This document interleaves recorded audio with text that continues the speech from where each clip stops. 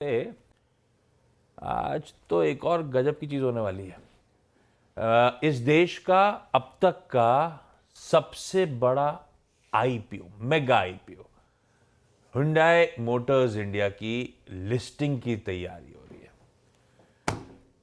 क्या अपडेट्स हैं, कैसे अप्रोच करा जाए स्टॉक को? हम रिटेल ने वैसे हम दूर रहे थे, सबने जिन्होंने बिड करा होगा सबको पूरा माल मिल गया होगा। और ये मुझे लग रहा है, मैंने एक व्यू लिया था, ये आपको आईपीओ पैसा बना के देगा।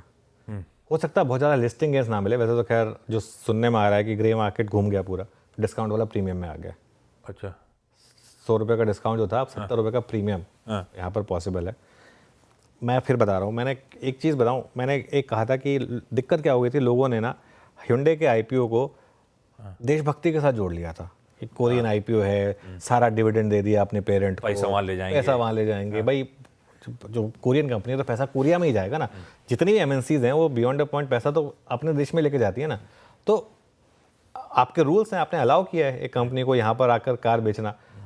अच्छा, लिस्ट नहीं थे तो क्या वो पैसा यहाँ पर रख रही थी, तब भी तो भारी जा रहा था। तो अब तो टोटल लिस्टेड है, अब अगर डिविडेंड आएगा तो एटलीस्ट जो इंडियन उनके पास कुछ तो आएगा कम से कम। अब तक तो पूरा डिविडेंड जा रहा था उनके पास, अब यहाँ पे अगर डिविडेंड आएगा तो कुछ तो आपको मिलेगा। तो ये मेरा मानना है कि ये स्टॉक जो है आपको, अगर आप लंबी अवधि के निवेशक हैं, पैसा बना के देगा। उसका कारण पता है क्या है? जब टीसीएस की लिस्टिंग हुई थी, टीसीएस इन्फोसिस के मुकाबले डिस्काउंट पर लिस्ट हुआ था, जो कि होना भी चाहिए। मेरा व्यू ये था कि hyundai ने सिर्फ एक गलती की, आईपीओ का प्राइस बैंड बहुत ऊंचा रख दिया। अगर इन्होंने यही प्राइस बैंड और 300 रुपये नीचे रखा होता ना, लोगों ने भर भर के लिया होता इसको। तो ये दिक्कत थी इनकी। लेकिन इसकी जो अर्निंग्स प्रोफाइल है ना, वो मारुति से बेटर है, क्योंकि जो इसकी ब्रेड एंड बटर बिजनेसेस हैं, क्रेटा या इनकी ईवीज जो हैं, उनमें मार्जिन बहुत ज़्यादा है। तो इस वजह से तो अब मैं सुबह ब्रोकरेज के व्यू पढ़ रहा था, एग्जैक्टली वही व्यू वो भी ले रहे हैं। मैक्वारी ने आउट परफॉर्म की रेटिंग दी है, 2235 का टारगेट दिया इन्होंने। नमूरा ने बाय की रेटिंग दी है और 2472 का टारगेट दिया है। तो ये दो बेसिकली रेटिंग आई है, मैक्वारी की और नमूरा की। मैक्वारी का 2235 का टारगेट है, नमूरा का 2472 का टारगेट है। और मैक्वारी कह रहा है कि इसकी ये जो कंपनी है ये प्रीमियम मल्टीपल पर ट्रेड होनी चाहिए।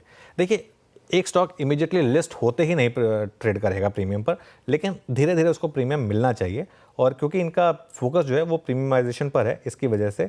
और 8% वॉल्यूम ग्रोथ, 13.1 से 14% एबिडा मार्जिन और 17% की अर्निंग्स कैगर। आशीष, अगर 17% की अर्निंग्स कैगर इस कंपनी ने डिलीवर कर दी ना, तो ये स्टॉक जो है फिर रीरेट होगा। इसके लिए मेरा ये मानना है कि आईपीओ इन्वेस्टर्स को यहाँ पर पैसा बनेगा। और उसके अलावा अगर ये डिस्काउंट पर खुले या किसी भी रीज़न से आपको डिस्काउंट पर मिले, तो वो एक मौका होगा इसमें। और बहुत बार हमने ऐसे देखा कि कई आईपीओस जिनको शायद रिस्पांस बम्पर ना मिला हो, लेकिन बाद में उन्होंने आउट परफॉर्म किया, ऐसे भतेरे केसेस हैं। तो ये उनमें से एक केस हो सकता है।